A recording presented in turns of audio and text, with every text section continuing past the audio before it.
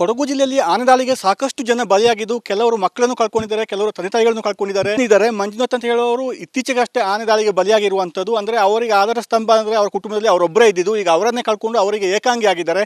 ಈ ಬಗ್ಗೆ ಅವ್ರನ್ನ ಮಾತಾಡ್ತೀನಿ. ಮೇಡಮ್, ಯಾವಾಗ ಹೇಗೆ ಯಾವ ರೀತಿ ಆಯಿತು ಅಂತೇಳಿ?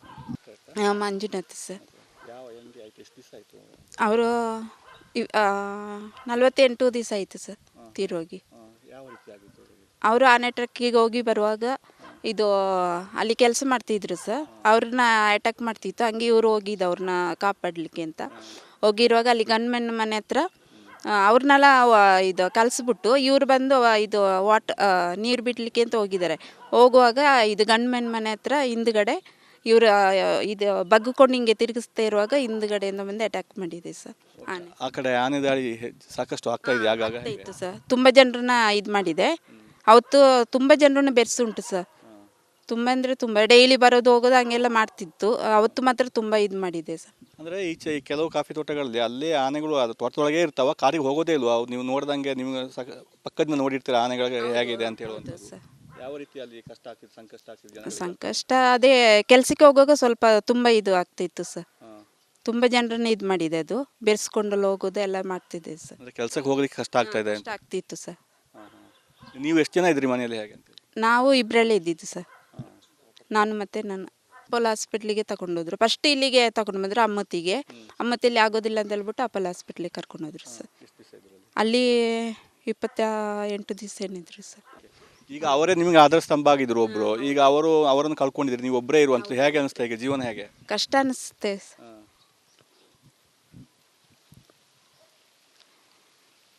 ಎಲ್ಲದಕ್ಕೂ ನಾನು ಒಬ್ಬಳೇ ಓಡಾಡಬೇಕು. ಅವರಿರುವಾಗ ಅವರೇ ಮಾಡ್ತಿದ್ರು ಸರ್.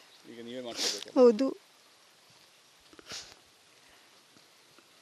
ಇದು ಮಂಜುನಾಥ್ ಅವರ ಪತ್ನಿಯವರ ಮಾತು. ಅಂದರೆ ಈಗ ಪತಿ ಒಬ್ಬರೇ ಇದ್ದಿದ್ದು ಒಟ್ಟಿಗೆ, ಈಗ ಅವರು ಕೂಡ ಇಲ್ಲ, ಎಲ್ಲವೂ ನಾನೇ ಮಾಡ್ಬೇಕಂತೇಳಿ ಅವ್ರು ತುಂಬ ದುಃಖವನ್ನು ತೋಡ್ಕೊಳ್ತಾ ಇದ್ದಾರೆ. ಕ್ಯಾಮರಾ ದಿವಾಕರ್ ಜೊತೆ ಅನುಕಾರ್ಯಪ್ಪ, ರಿಪಬ್ಲಿಕ್ ಕನ್ನಡ, ಕೊಡಗು. ಕೊಡಗು ಜಿಲ್ಲೆಯಲ್ಲಿ ಆನೆ ದಾಳಿಗೆ ಸಾಕಷ್ಟು ಜನ ಬಲಿಯಾಗಿದ್ದು ಕೆಲವರು ಮಕ್ಕಳನ್ನು ಕಳ್ಕೊಂಡಿದ್ದಾರೆ, ಕೆಲವರು ತಂದೆ ತಾಯಿಗಳನ್ನು ಕಳ್ಕೊಂಡಿದ್ದಾರೆ. ಮಂಜುನಾಥ್ ಅಂತ ಹೇಳೋರು ಇತ್ತೀಚೆಗಷ್ಟೇ ಆನೆ ದಾಳಿಗೆ ಬಲಿಯಾಗಿರುವಂಥದ್ದು. ಅಂದರೆ ಅವರಿಗೆ ಆಧಾರ ಸ್ತಂಭ ಅಂದರೆ ಅವರ ಕುಟುಂಬದಲ್ಲಿ ಅವರೊಬ್ಬರೇ ಇದ್ದಿದ್ದು, ಈಗ ಅವರನ್ನೇ ಕಳ್ಕೊಂಡು ಅವರಿಗೆ ಏಕಾಂಗಿ ಆಗಿದ್ದಾರೆ. ಈ ಬಗ್ಗೆ ಅವ್ರನ್ನ ಮಾತಾಡ್ತೀನಿ. ಮೇಡಮ್, ಯಾವಾಗ ಹೇಗೆ ಯಾವ ರೀತಿ ಆಯಿತು ಅಂತೇಳಿ? ಮಂಜುನಾಥ್ ಸರ್. ಅವರು 48 ದಿವಸ ಆಯಿತು ಸರ್ ತೀರೋಗಿ.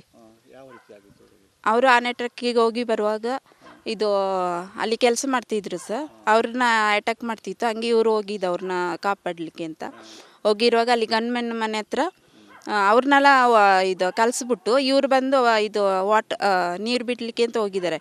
ಹೋಗುವಾಗ ಇದು ಗನ್ಮೆನ್ ಮನೆ ಹತ್ರ ಹಿಂದ್ಗಡೆ ಇವರು ಇದು ಬಗ್ಗಿಕೊಂಡು ಹಿಂಗೆ ತಿರುಗಿಸ್ತಾ ಇರುವಾಗ ಹಿಂದ್ಗಡೆಯಿಂದ ಬಂದು ಅಟ್ಯಾಕ್ ಮಾಡಿದೆ ಸರ್. ಆನೆ ಆ ಕಡೆ ಆನೆ ದಾಳಿ ಸಾಕಷ್ಟು ಆಗ್ತಾ ಇತ್ತು ಸರ್. ತುಂಬ ಜನರನ್ನ ಇದು ಮಾಡಿದೆ. ಅವತ್ತು ತುಂಬ ಜನರನ್ನ ಬೆರೆಸುಂಟು ಸರ್. ತುಂಬ ಅಂದರೆ ತುಂಬ ಡೈಲಿ ಬರೋದು ಹೋಗೋದು ಹಂಗೆಲ್ಲ ಮಾಡ್ತಿತ್ತು.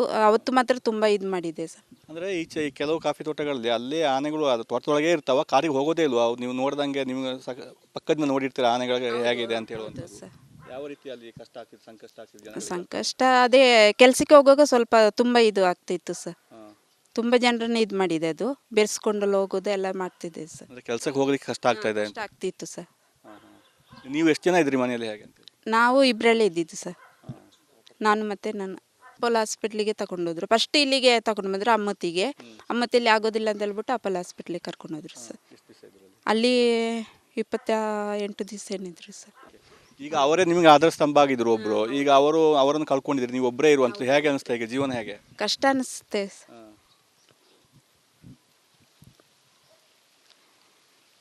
ಎಲ್ಲದಕ್ಕೂ ನಾನು ಒಬ್ಬಳೇ ಓಡಾಡಬೇಕು. ಅವರಿರುವಾಗ ಅವರೇ ಮಾಡ್ತಿದ್ರು ಸರ್. ಈಗ ನೀವೇ ಮಾಡ್ತಿದ್ದೀರಾ? ಹೌದು.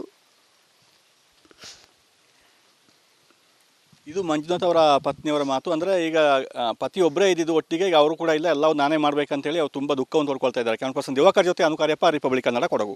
ಕೊಡಗು ಜಿಲ್ಲೆಯಲ್ಲಿ ಆನೆ ದಾಳಿಗೆ ಸಾಕಷ್ಟು ಜನ ಬಲಿಯಾಗಿದ್ದು ಕೆಲವರು ಮಕ್ಕಳನ್ನು ಕಳ್ಕೊಂಡಿದ್ದಾರೆ, ಕೆಲವರು ತಂದೆ ತಾಯಿಗಳನ್ನು ಕಳ್ಕೊಂಡಿದ್ದಾರೆ. ಮಂಜುನಾಥ್ ಅಂತ ಹೇಳೋರು ಇತ್ತೀಚೆಗಷ್ಟೇ ಆನೆ ದಾಳಿಗೆ ಬಲಿಯಾಗಿರುವಂಥದ್ದು. ಅಂದರೆ ಅವರಿಗೆ ಆಧಾರ ಸ್ತಂಭ ಅಂದರೆ ಅವರ ಕುಟುಂಬದಲ್ಲಿ ಅವರೊಬ್ಬರೇ ಇದ್ದಿದ್ದು, ಈಗ ಅವರನ್ನೇ ಕಳ್ಕೊಂಡು ಅವರಿಗೆ ಏಕಾಂಗಿ ಆಗಿದ್ದಾರೆ. ಈ ಬಗ್ಗೆ ಅವ್ರನ್ನ ಮಾತಾಡ್ತೀನಿ. ಮೇಡಮ್, ಯಾವಾಗ ಹೇಗೆ ಯಾವ ರೀತಿ ಆಯಿತು ಅಂತೇಳಿ? ಮಂಜುನಾಥ್ ಸರ್.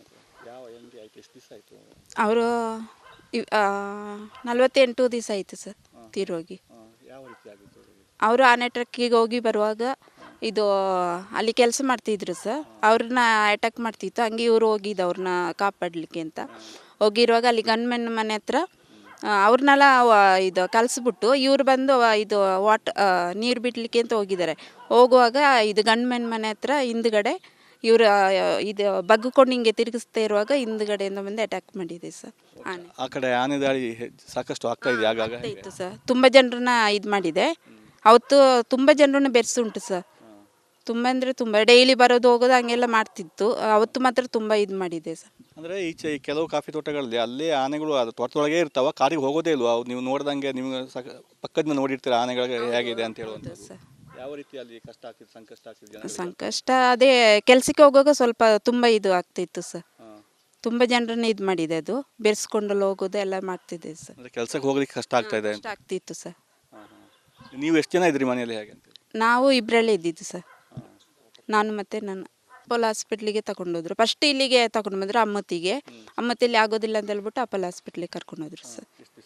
ಅಲ್ಲಿ 28 ದಿವಸ ಏನಿದ್ರು ಸರ್. ಈಗ ಅವರೇ ನಿಮಗೆ ಆಧಾರ ಸ್ತಂಭ ಆಗಿದ್ರು ಒಬ್ರು, ಈಗ ಅವರನ್ನು ಕಳ್ಕೊಂಡಿದ್ರಿ, ನೀವು ಒಬ್ಬರೇ ಇರುವಂತ ಹೇಗೆ ಅನಿಸ್ತಾ? ಈಗ ಜೀವನ ಹೇಗೆ? ಕಷ್ಟ ಅನಿಸುತ್ತೆ.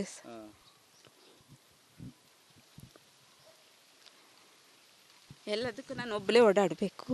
ಅವರಿರುವಾಗ ಅವರೇ ಮಾಡ್ತಿದ್ರು ಸರ್. ಈಗ ನೀವೇ ಮಾಡ್ಕೊಬೇಕು. ಹೌದು.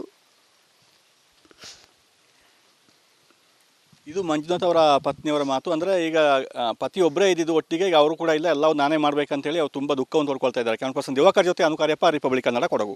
ಕೊಡಗು ಜಿಲ್ಲೆಯಲ್ಲಿ ಆನೆ ದಾಳಿಗೆ ಸಾಕಷ್ಟು ಜನ ಬಲಿಯಾಗಿದ್ದು, ಕೆಲವರು ಮಕ್ಕಳನ್ನು ಕಳ್ಕೊಂಡಿದ್ದಾರೆ, ಕೆಲವರು ತಂದೆ ತಾಯಿಗಳನ್ನು ಕಳ್ಕೊಂಡಿದ್ದಾರೆ. ಮಂಜುನಾಥ್ ಅಂತ ಹೇಳೋರು ಇತ್ತೀಚೆಗಷ್ಟೇ ಆನೆ ದಾಳಿಗೆ ಬಲಿಯಾಗಿರುವಂಥದ್ದು. ಅಂದರೆ ಅವರಿಗೆ ಆಧಾರ ಸ್ತಂಭ ಅಂದರೆ ಅವ್ರ ಕುಟುಂಬದಲ್ಲಿ ಅವರೊಬ್ಬರೇ ಇದ್ದಿದ್ದು, ಈಗ ಅವರನ್ನೇ ಕಳ್ಕೊಂಡು ಅವರಿಗೆ ಏಕಾಂಗಿ ಆಗಿದ್ದಾರೆ. ಈ ಬಗ್ಗೆ ಅವ್ರನ್ನ ಮಾತಾಡ್ತೀನಿ. ಮೇಡಮ್, ಯಾವಾಗ ಹೇಗೆ ಯಾವ ರೀತಿ ಆಯಿತು ಅಂತೇಳಿ? ಮಂಜುನಾಥ್ ಸರ್, ಅವರು 48 ದಿವಸ ಆಯಿತು ಸರ್ ತೀರೋಗಿ. ಅವರು ಆನೆ ಟ್ರಕ್ಕಿಗೆ ಹೋಗಿ ಬರುವಾಗ ಇದು ಅಲ್ಲಿ ಕೆಲಸ ಮಾಡ್ತಿದ್ರು ಸರ್, ಅವ್ರನ್ನ ಅಟ್ಯಾಕ್ ಮಾಡ್ತಿತ್ತು. ಹಂಗೆ ಇವರು ಹೋಗಿದ್ದು ಅವ್ರನ್ನ ಕಾಪಾಡಲಿಕ್ಕೆ ಅಂತ.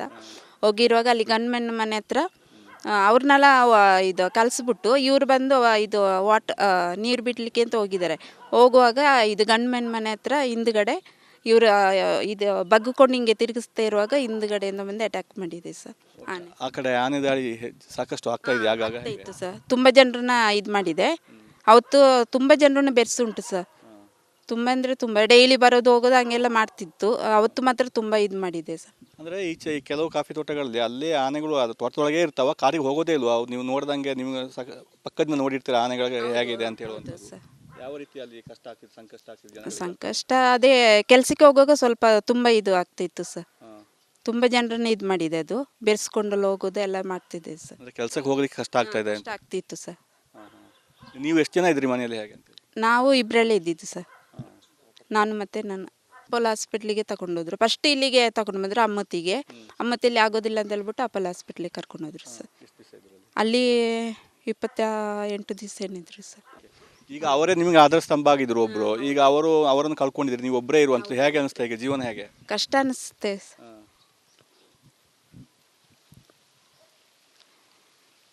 ಎಲ್ಲದಕ್ಕೂ ನಾನು ಒಬ್ಬಳೇ ಓಡಾಡಬೇಕು. ಅವರಿರುವಾಗ ಅವರೇ ಮಾಡ್ತಿದ್ರು ಸರ್. ಈಗ ನೀವೇ ಮಾಡ್ಕೊಬೇಕು. ಹೌದು. ಇದು ಮಂಜುನಾಥ್ ಅವರ ಪತ್ನಿಯವರ ಮಾತು. ಅಂದರೆ ಈಗ ಪತಿ ಒಬ್ಬರೇ ಇದ್ದಿದ್ದು ಒಟ್ಟಿಗೆ, ಈಗ ಅವರು ಕೂಡ ಇಲ್ಲ, ಎಲ್ಲವೂ ನಾನೇ ಮಾಡಬೇಕಂತೇಳಿ ಅವ್ರು ತುಂಬ ದುಃಖವನ್ನು ತೋಡ್ಕೊಳ್ತಾ ಇದ್ದಾರೆ. ಕ್ಯಾಮರಾ ದಿವಾಕರ್ ಜೊತೆ ಅನುಕಾರ್ಯಪ್ಪ, ರಿಪಬ್ಲಿಕ್ ಕನ್ನಡ, ಕೊಡಗು.